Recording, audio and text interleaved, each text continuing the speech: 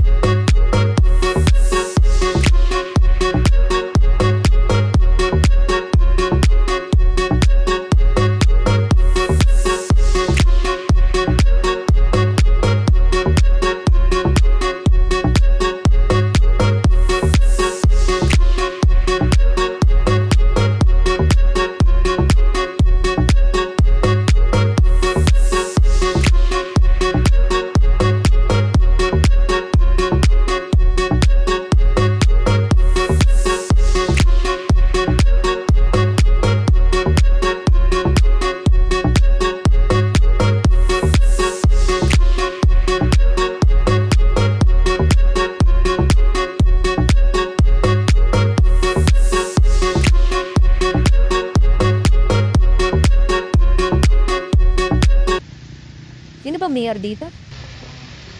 Yato pa dito. Maganda guys, parang waterfalls. Oh, waterfalls. Ito yung ano guys eh, sikretong waterfalls dito sa dito sa Imus. Saan tayo nanggagaling yung tubig na ito? Madumi kaya ito o malinis? Oh, ang ganda ng ano guys oh. Yung pagkagawa ng flood control oh, solid. Ay, sa mga ano dyan oh, sa mga contractor na ano, walang kabakal-bakal. Ito, sundan niya pa kayo, puro bakal oh. Kung yung iba, puro simento. Ito, puro bakal oh. Hindi na masisira basta-basta to. Oh. Pero tingin ko talaga parang ngayon lang ginawa ng flood control dito. Kasi ito, wala naman siyang bahid na nakatayo dito na flood control. Parang ang nagpuprotekta lang talaga dito sa ilog na to is itong lupa. Kaya kinain na siya oh. Ang laki na nang kinain. So na yun, ginawa na nila na flood control. Solid din eh oh. Solid yun oh. Guys, comment nga kayo guys kung sino yung mayor dito sa congressman. Kasi first time mga daan dito eh. Ayun oh. Welcome to Barangay Sabang.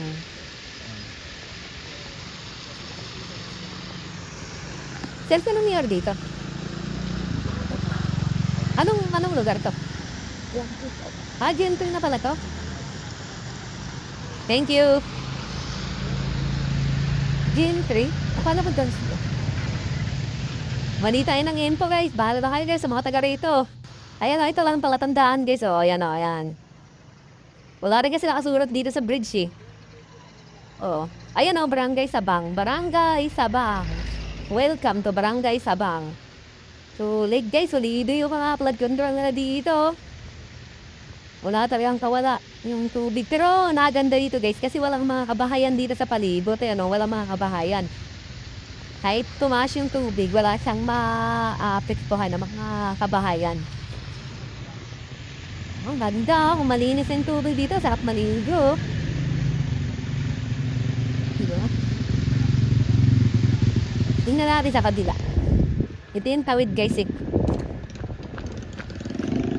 Ayan guys, so wala nga siyang bahid na flood control. Bali yung nagko-control lang talaga dito sa tubig is, or sa baha, itong lupa. Ayan o. Sobrang tibay naman kasi ng lupa guys. Ayan o. Tulido talaga kasi wala na natira dito eh. Mga kabahayan sa gilid. Ito rin o, tulido. Ay hindi, meron ditong simento. Bato-bato. Hindi siya basta-basta din na masisira. Kahit semento lang siya. Ay kahit lupa lang siya. Ang ganda, hmm. Parang may malapit yata na waterfalls dito. Sayang 'no, kung malinis lang talaga 'to 'no, kung naaalagaan lang talaga.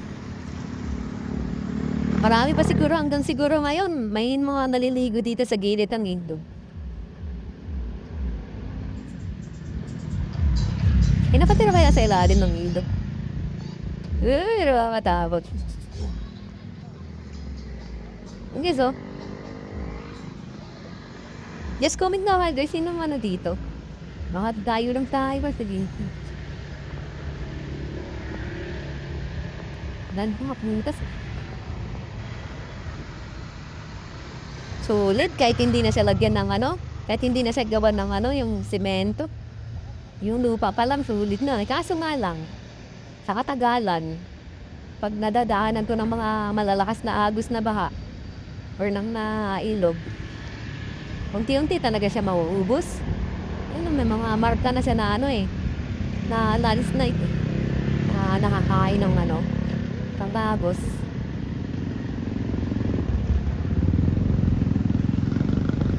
May mga tilapia kaya dito. May gumagalaw ng mga isda yata dito. May gumagalaw-galaw dito. Ganun nga. First time yung napunta dito.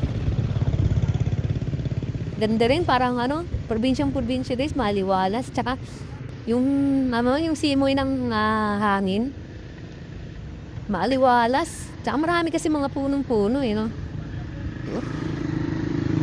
Galing guys. Sa kabila guys, oh. Lawak. Paliparan natin ang drone guys. Para makita nyo. Let's go! Sheesh!